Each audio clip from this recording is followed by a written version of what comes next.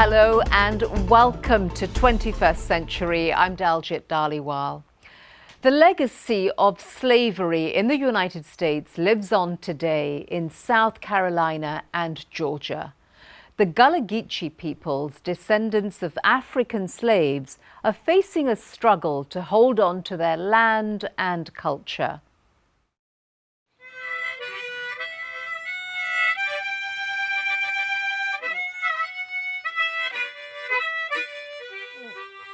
Up and down this coast, there were literally thousands of African descendants. I'm John Herman Blake. I'm a seventh generation descendant of a woman who was enslaved on an island in the Savannah River on a rice plantation. Most of them came from West Africa, Sierra Leone, and Gambia. It really began about the 18th century as the Atlantic slave trade began to prosper, as people began to acquire property here who saw the potential for growing rice and cotton. And they began to import Africans who were enslaved on plantations.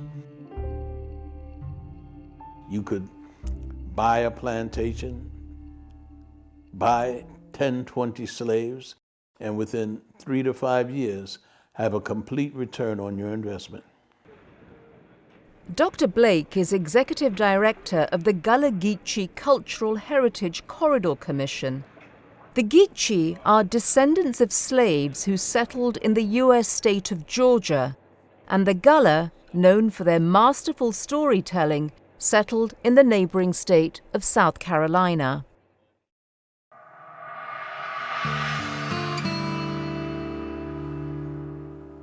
I interviewed a woman who was born in the 1880s. She would sit and almost howl as she talked to me saying, "Oh, what a time, what a time. You got to do what you got to do. 12-year-old girl sell from her mama. You got to do what you got to do." And as you listen, what she was talking about was sexual abuse. That grandmother had to submit to rape and exploitation because that's the only way she could survive. I have a tape of a woman who talks about her mother being a breeder. And she said her mother's owner, who was a woman, said she hold her because she was a mother having babies. And he warned her. She didn't let her do no kind of a work in the field, because she was having children, and I'm the baby of the 15. It was cheaper to have babies born and enslaved than to purchase, particularly when you didn't know what you might get, whether they would be docile or not. Many slaves fought for their freedom when the American Civil War broke out in 1861. The war pitted the pro-slavery southern states, whose economy was built on the back of enslaved labor, against the northern states, and eventually led to the abolition of slavery. I am Victoria Smalls from St. Helena Island. I work here at Penn Center as the Director of History, Art, and Culture. Penn Center was founded as Penn School in 1862 for the freedmen, the people that were enslaved here in the Sea Islands of South Carolina. And the school was founded so that those people could be self-sufficient in their lives, to be educated, not only just to be educated in the academics, but also in the trades, and also knowledge of knowing that land ownership was very, very important. And with those three things, your academics, your trades, and land ownership, that you would truly be free. Dr. Martin Luther King came here numerous times in the 60s, and along with the Southern Christian Leadership Conference, to help strategize the civil rights movement. It was a very hard time for them, and they were under threat constantly. So to be able to get away from it all and come for a respite was very important. One of the buildings that are here on the campus, Gantt Cottages, is where he resided during his stays here from 1963 all the way through 1968. Martin Luther King, as you may well know, came from a middle-class, rather privileged African-American family and had not experienced poverty or deprivation, and saw for the first time very much up close what poverty does to people. And that was an inspiration for him. Dr. Martin Luther King Jr. embraced the Gullah people and their culture, which was distinct from any other in the area. In order to preserve this unique culture and ensure the rights of the Gullah Geechee peoples, the United Nations launched an international decade for people of African descent in January 2015.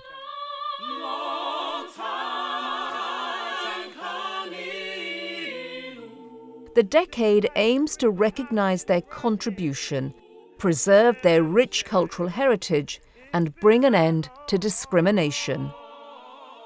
What a wonderful thing that the United Nations has embarked upon, and it fills us with a lot of pride and dignity as Gullah people. Some of the tradition that we brought over with us from Africa, very, very important to keep it going. It's already evident that some things within the Gullah culture are starting to slowly fade away.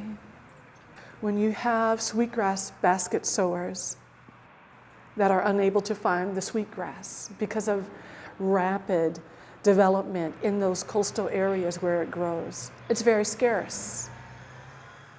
Penn Center is trying to help with that. Our mission is to promote and preserve the history and culture of the Sea Islands. Mr. Joseph Cripp Legree, he's one of the last cast net makers on our island. And so we are trying to offer that as a class at Penn Center to help promote and preserve that. So what my hand, see, you know what me. Penn Center is trying to keep that alive. Besides a fading culture, the Gullah Geechee communities face another challenge. Their inherited coastal lands have attracted the attention of developers, a phenomenon that Dr. Blake struggles to accept. Some people thought, well, they'll build resorts and golf courses, and people started coming to play golf and live on the beach, and it kept growing. Daufuskie is one of hundreds of islands that make up the Gullah inherited lands.